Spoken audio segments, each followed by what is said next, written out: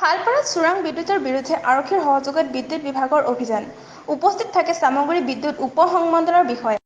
চামগুৰি সমষ্টিৰ ৰূপহী আৰক্ষী থানাৰ অধীনস্থ হালপাৰাত চোৰাং বিদ্যুতৰ বিৰুদ্ধে আৰক্ষীৰ সহযোগত বিদ্যুৎ বিভাগৰ অভিযান। অনাদায় বিদ্যুৎ বিল আৰু চোৰাং বিদ্যুৎ গ্ৰাহকৰ বিৰুদ্ধে চলায় এই অভিযান। বৈধ বিদ্যুৎ গ্ৰাহকে অবৈধভাৱে বিদ্যুৎ ব্যৱহাৰ কৰাৰ কেইবাজনৰো বিদ্যুৎ গ্ৰাহকৰ বৈদ্যুতিক সামগ্ৰী জব্দ কৰে। বৈধ বিদ্যুৎ গ্ৰাহক হৈও অবৈধভাৱে বিদ্যুৎ ব্যৱহাৰ কৰা গ্ৰাহকে 24 ঘণ্টাৰ ভিতৰতে কাৰ্যালয়ত যোগাযোগ কৰি বিদ্যুৎ মাচুল আদায় নকৰিলে আইনগত ব্যৱস্থা গ্ৰহণ কৰাৰ কথা জানিবলৈ দিয়ে।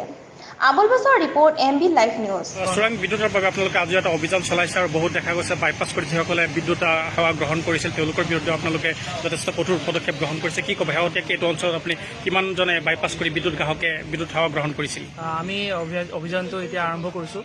এতিয়ালৈকে আমি 5জন কনজিউমাৰ তেনেকুৱা ধৰণৰ পাইছোঁ, য'ত বাইপাছ চলি আছে, আনঅথৰাইজ লাইন চলাই আছে, হুকিং কৰি পেলাই ফাৰ্মাচী চলাই আছে, কোনোবাই আমি লাইন কাটি দিয়া লাইনটো আনঅথৰাইজলি চলাই পেলাই ব্যৱহাৰ কৰি আছে, য'ত নেকি আইনগতভাৱে সিহঁতে প্ৰথমতে পে'মেণ্ট কৰিব লাগিব, তাৰপিছত লাইনটো চলাব পাৰে। তেনেকুৱা ধৰণৰকৈ বহুত আমি চুৰি কেছ পাইছোঁ, বাইপাছৰ কেছ পাইছোঁ। এতিয়া আপোনালোকৰ সন্মুখতে আমি দেখুৱাই আছোঁ যোনটো বাইপাছ সিহঁতে চলাই পেলাই গোটেই ঘৰে সিহঁতে অলমষ্ট গোটেই ঘৰটোৱে বাইপাছত চলাইছে আৰু মিটাৰত অকল এটা পৰ্চনে পাইছে, যোনটো কাৰণে যোনটো বিল সিহঁতৰ আহিব লাগে সেইটো নাহি পেলাই কম এমাউণ্টৰ বিল আহি আছে।